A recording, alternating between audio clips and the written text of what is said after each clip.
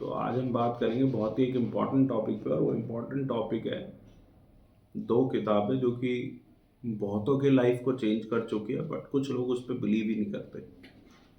उन दो किताबों का नाम है the secret by Rhonda Byrne और the power of positive thinking by Norman Lewis, और एक है आपकी power of subconscious mind by doctor Joseph Murphy. ये दो तीन किताबें ऐसी हैं जो काफ़ी लोगों को अगर अप्लाई करे जिन्होंने, तो उनकी लाइफ में चेंजेस भी आए हैं। एंड जो लोग ये मानते हैं कि नहीं ये किताबें, और ऐसा कहना, जो ब्रह्म कुमारीज वगैरह भी ये चीज़ को बड़ा प्रोपागेट करते हैं कि भाई आप जब अच्छा ही सोचते हो तो अंदर सब कुछ अच्छा ही होने लगता है, यूनिवर्स के पास अच्छा ही मैसेज जाता है, तो अच्छा ही आपके जीवन में अट्रैक्शन होता है। लॉ ऑफ अट्रैक्शन भी इसको बोला गया। बट ज़्यादातर जब देखा जाता है तो लोग ये कहते हैं कि भाई ये सब बातें बेकार है, ऐसा कुछ नहीं होता है। तो जब हमने अपने करियर की शुरुआत करनी थी, उससे पहले जब आप एक मैच्योरिटी की एज में आते हो, जब आप सोचने लगते हो कि ऐसे लाइफ में कुछ करना है, 18 साल की उम्र के बाद, 20-21, तब इन किताबों को हम नहीं पढ़ा। इनको सेल्फ हेल्प प्रोडक्टिविटी बुक्स कहा जाता है। तो हमने भी कहा जी सेल्फ हेल्प करते हैं, अपनी प्रोडक्टिविटी बढ़ाते हैं। तो जब द सीक्रेट पढ़ी, उसको अप्लाई जीवन में किया, तो यस, चीज़ें हैपन हुई, चीज़ें उस प्रकार से निकल के आई जैसा हमने सोचा था। हमने सोचा कि भाई चीज़ें ऐसी होनी चाहिए, हम इस पोजीशन पे पहुंचने चाहिए, हम इतना पैसा कमाना चाहिए, हमारे पास ये सब कुछ होना चाहिए, ऐसा हमारा घर होना चाहिए, बाहर होना चाहिए, एवरीथिंग जो भी हमने सोचा वो हमने पा लिया। बट कई बार आप ये महसूस करते हो कई लोगों के साथ जो बिल्कुल इस बात का डिनायल दे देंगे कि भाई ऐसा कुछ भी नहीं होता। तो क्या ये बात प्रॉपरली ठीक है? क्या ये बात गलत है?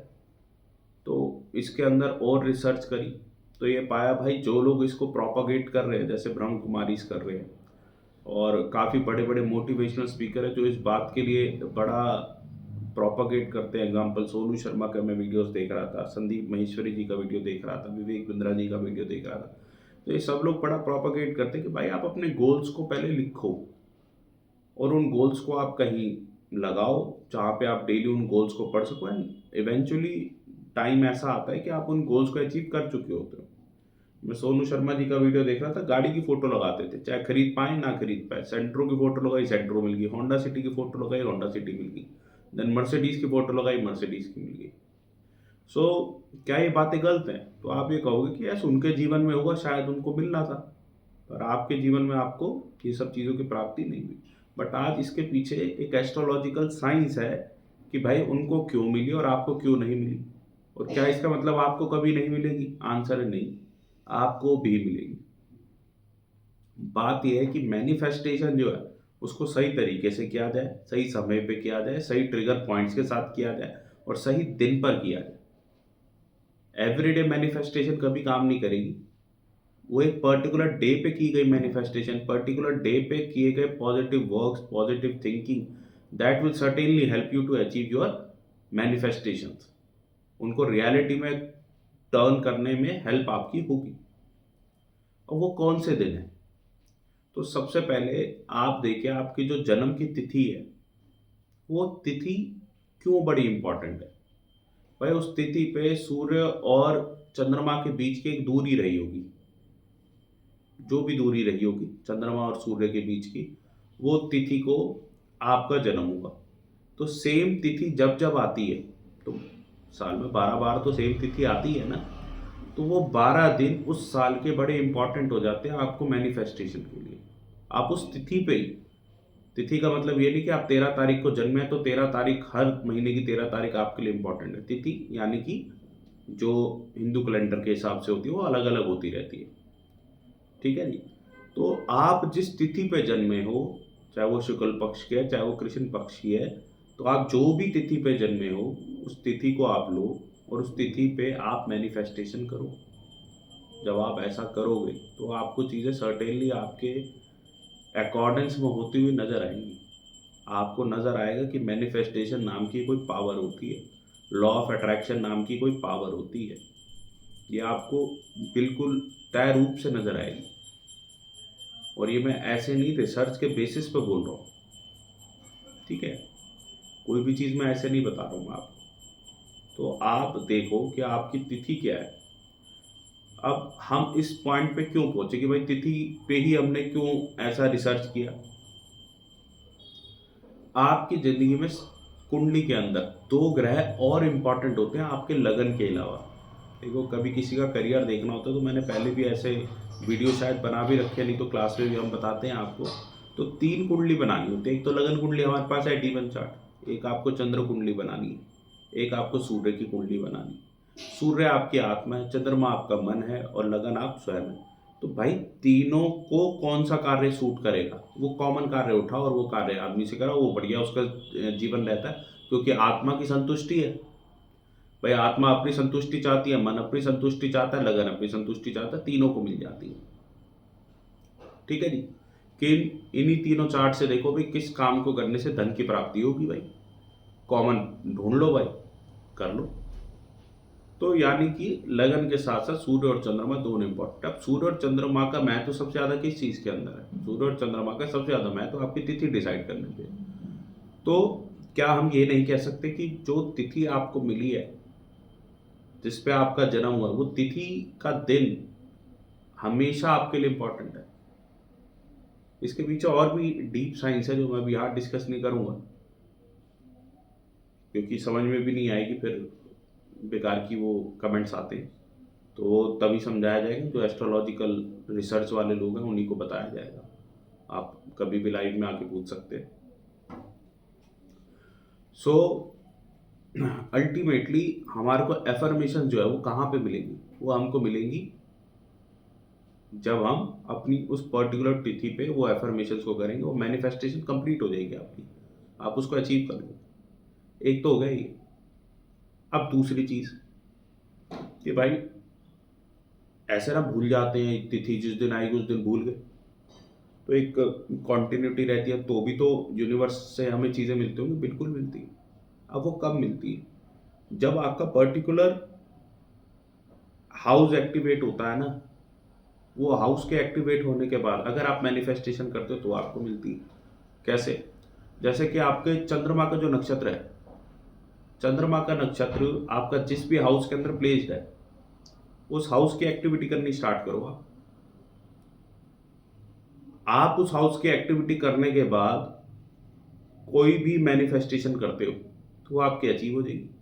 फॉर एग्जाम्पल, आपने चंद्रमा का नक्षत्र है मान लीजिए केतु, और केतु सेकंड हाउस में प्लेस्ड है, तो सेकंड हाउस की एक्टिविटी जब भी आप करते हो, फॉर एग्जाम्पल आपको धन की प्राप्ति हुई, तो आपको क्या होगा, एक आपको ना बड़ी जबरदस्त खुशी महसूस होगी। अगर आपका चंद्रमा का नक्षत्र सेकंड हाउस में, तो पैसा मिलने पे आपको जबरदस्त खुशी होती है, फैमिली के साथ भी आपको खुशी मिलती है। चलो अब आपको पैसा मिल गया तो आपका मन में खुशी हो गई।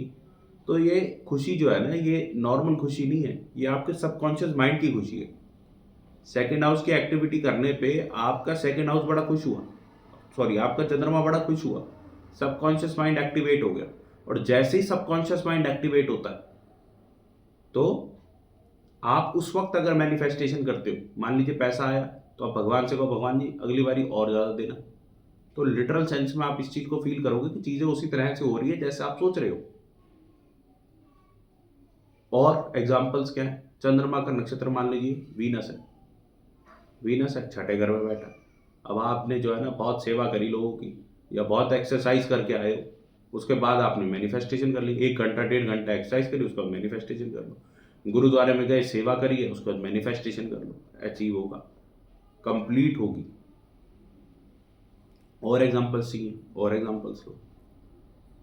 आपने चंद्रमा का नक्षत्र आपके 8वें घर में है, आपने एस्ट्रोलॉजी करी, एस्ट्रोलॉजी करने के बाद मैनिफेस्टेशन करो।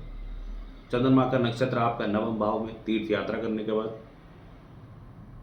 चंद्रमा का नक्षत्र आपके 10वें भाव के अंदर है, तो क्या करोगे भाई, आपके कर्म ही आपको मैनिफेस्टेशन तक लेके जाएंगे। यानी आप अपने कर्म करो और आप डेली बेसिस पे मैनिफेस्टेशन करो, आपकी मैनिफेस्टेशन कंप्लीट होती। ये इससे जबरदस्त कोई चीज ही नहीं। आपका चंद्रमा का नक्षत्र आपके कौन से नक्षत्र में, कौन से हाउस में? 12वें में। 12वां हाउस किसका होता है? डोनेशन का। डोनेशन करने के बाद मैनिफेस्टेशन करो। लगन में है, लगन में बहुत ज़बरदस्त चीज़ है। चंद्रमा का नक्षत्र लगन में। तो जब जब आप ब्यूटी पार्लर से हो क्या हो, क्योंकि वो सेल्फ डेवलपमेंट है, आप अपनी खूबसूरती निखार रहे हो, उसके बाद आपने कुछ नया सीखा, आपने अपने आप को डेवलप किया किसी भी सेंस में, आप महसूस कर रहे हो कि भाई मैंने डेवलप किया अपने आप को, या डेवलप करने से आपको सबसे ज़्यादा खुशी मिलती है।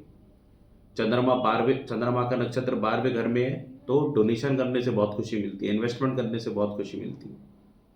चंद्रमा का फॉरेन जाने से बड़ी खुशी मिलती है। जब फॉरेन जाओ तब मैनिफेस्ट करो तब आप।